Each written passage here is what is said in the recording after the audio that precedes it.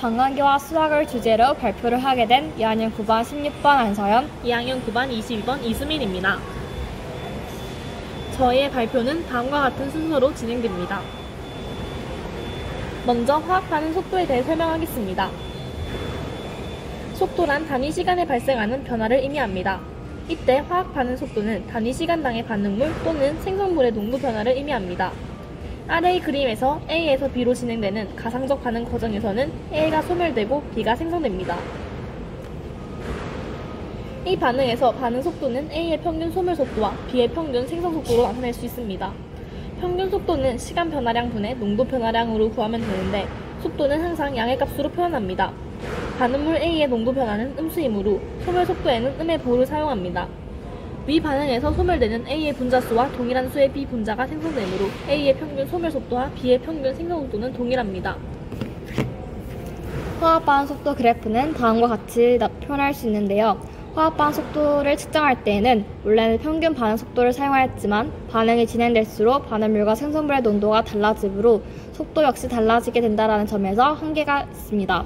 그래서 화학 반응 속도를 측정할 때에는 순간 속도를 사용하는데 화학에서의 반응 속도는 측정 시간에서의 순간 속도로 정의하며 몇 반응에서 오는 복잡함을 없애기 위하여 대부분 초기 반응 속도로 사용합니다. 순간 속도는 시간에 따른 반응물 또는 생성물의 농도를 나타낸 그래프에서 접선의 기울기로서 측정이 가능합니다. 다음으로는 접분 속도 법칙과 0차, 1차, 2차 반응에 대해 알아보고 이러한 반응들의 반감기에 대해서도 알아보도록 하겠습니다. 시간에 따른 농도의 변화를 측정할 때 접분 속도 법칙을 사용하는데 접분 속도 법칙을 먼저 알아보기 전에 미분 속도 법칙에 대해서 알아보자면 속도 상수와 반응물의 농도로부터 반응 속도를 계산하는 법칙으로서 속도의 농도에 대한 일정성에 대해 알아볼 수 있습니다. 접분율 속도 법칙은 미분율 속도 법칙을 접분해서 얻는 법칙으로서 농도의 시간에 대한 일정성에 대해서 알아볼 수 있습니다. 접분율 속도 법칙은 반응식에서 초기 농도 A0을 시간 t에서의 농도 AT와 연관시킵니다. 다시 말해서 속도 법칙은 반응 시점에서 A 농도를 표현하는 미분 방정식이다 라고 할 수 있습니다. 다음으로 0차 반응에 대해 알아보도록 하겠습니다. 0차 반응은 반응 속도식과 소멸 속도식을 같다라고 표현하여 구하는데 이때 소멸 속도란 반응물이 생성물로 되어가는 진행 과정에서 반응물 농도가 시간에 따라 감소하는 크기를 의미합니다. 이 두 식을 등식을 성립한다라고 표현한 후에 우리에게 익숙한 방정식이 되도록 변수 분리법과 전분을 사용하여서 표현하면 아래와 같은 반응 속도식이 나타납니다. 0차 반응이란 반응물의 농도와 관계없이 항상 일정한 속도로 일어나는 반응입니다. 반응이라는 계에서 한정된 수의 반응물만이 반응에 참여하고 계에는 그보다 과량의 반응물이 존재할 때 0차 반응이 될 수 있습니다. 0차 반응의 예시로는 효소 반응이나 불균인 촉매 반응이 해당됩니다. 다음으로 1차 반응에 대해서 알아보도록 하겠습니다. 어떤 반응 물질의 A의 반응 속도가 현재 존재하는 A의 농도에 비례하는 반응을 말합니다.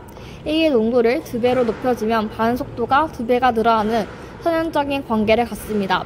0차 반응식과 마찬가지로 아래와 같은 반응 속도식으로 표현할 수 있습니다.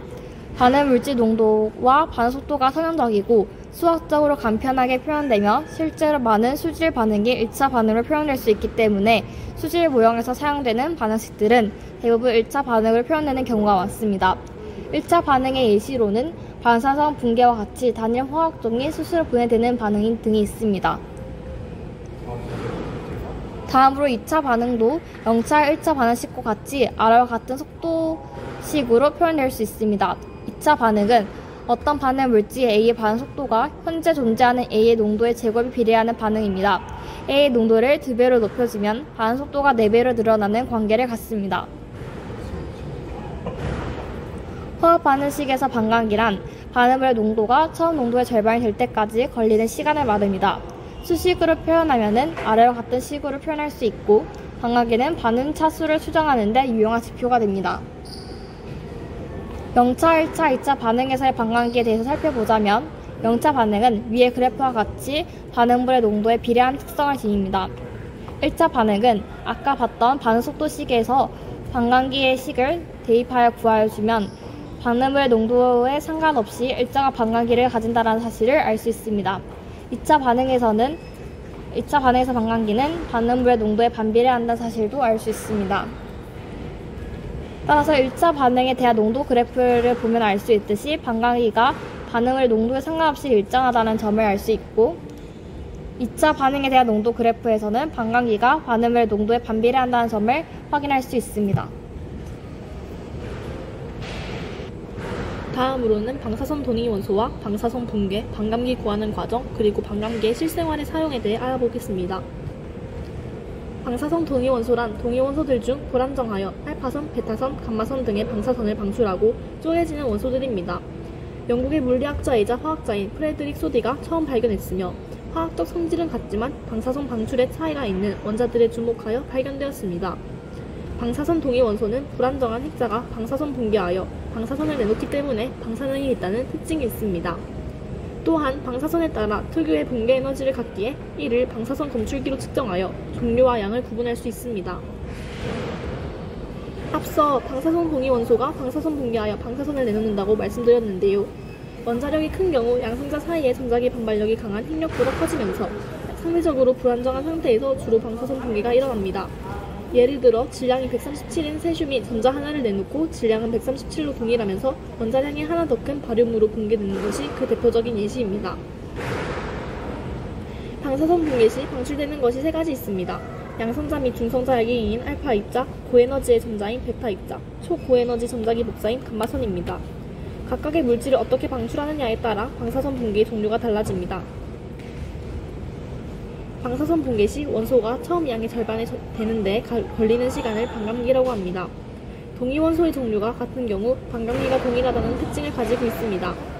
반감기가 라지티인 방사선 동위원소는 라지티면마다 처음 양의 2분의 1이 됩니다. 반감기를 구하는 식을 일반화하기 위해 스몰 t를 방사선 동위원소의 양을 측정하고자 하는 시점으로 F 스몰 t를 방사선 동위원소의 스몰 t년 후의 양으로, R0를 방사선 동위원소의 처음 양으로 정합니다. 방사선 동위원소의 반감기를 라지T라고 했을 때 F 라지T는 R0 곱하기 2분의 1입니다.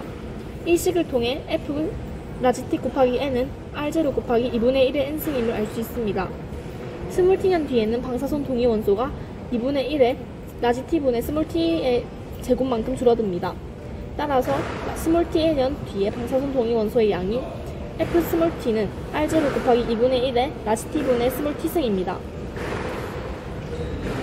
방사선 동위원소를 이용하여 신체의 상태를 검진하기 위해 찍는 것이 핵의학 영상입니다. 핵의학 영상은 방사선 동위원소가 붕괴될 때 나오는 감마선 에너지가 신체를 투과한다는 점을 이용하고 이를 촬영하여 영상화하여 제작됩니다. 그 종류로는 PET와 CT 등이 있습니다.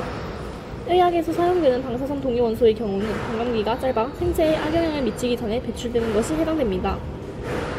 지금까지 발표를 들어주셔서 감사합니다.